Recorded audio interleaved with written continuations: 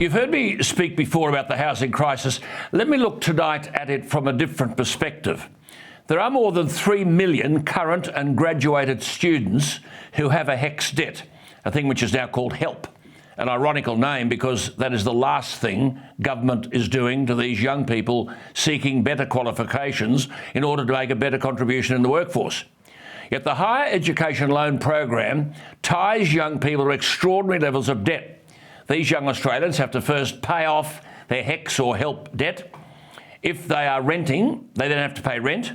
And then the woke banks won't lend them more than 80% of the bank valuation of a house or an apartment. So if it's a $500,000 job and you won't get much for that in Sydney, you'll do better in Brisbane, Melbourne, Adelaide, Perth and Hobart. But the point is, on those realities, why don't we face the truth that we're consigning our young people to a world in which they may never own their own home?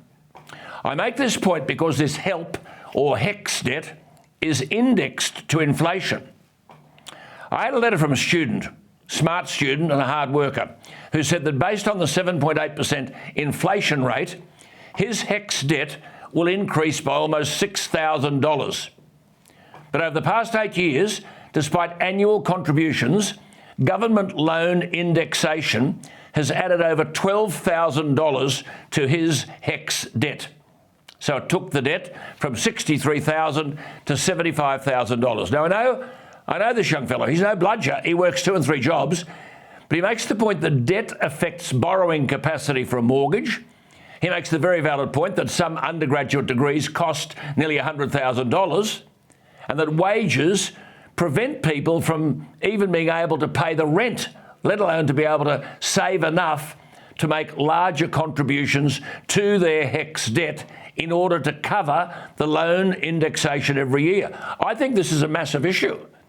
And he asks me the unanswerable question, how do you find some money to put away to save for a deposit? His words, quote, he wrote to me, I think it's time for our government to take another look at the setup of HECS debts. He says, I'm all for paying back my loan, but for the past 8 years, I've worked as an academic lecturer at a university where my full-time wage is $70,000. He said the average wage in Australia is now $90,000, so I'm sitting comfortably below the average income. This, he said, is to hold on to a position where you need a master's degree to work, which will cost over $100,000 by the time you've completed your undergraduate and master's degree, unquote. Now, he tells me he is saving to have a deposit for a house, but because of interest rates, his borrowing capacity is heavily diminished. And when you add the $75,000 in HECS debt that he owes, he asks, do I throw all my money into the HECS debt and spend another 8 years saving for a house? Imagine what the market will be like then, not to mention how the banks will view my application in relation to my age, unquote. Then he makes this very important point, quote, I look to Parliament, full of members who studied for free and enjoyed a far smoother ride in the quest for financial freedom, unquote. Well, that's true. This young fellow's arguing that there should be a freeze on loan indexation. Now, this is a simple story. We expect to have a highly educated and skilled workforce. Not all these young people come from rich families. The only way they can get that education and acquire those skills is to have a HECS debt. Yet here is government again punishing young Australians for trying to build the education and the skills base that this country desperately needs. Yet the government indexes the HECS debt.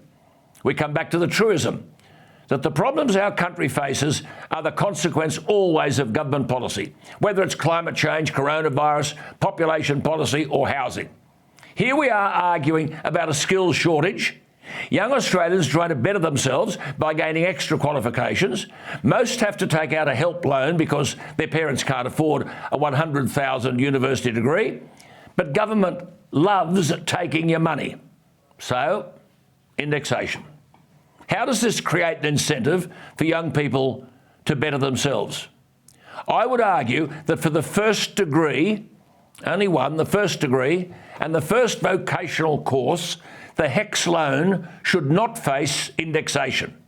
This should be a government commitment to young Australians to get better qualifications and better skills to add to productivity in the workforce. But I'll tell you something, Government hasn't even thought of it.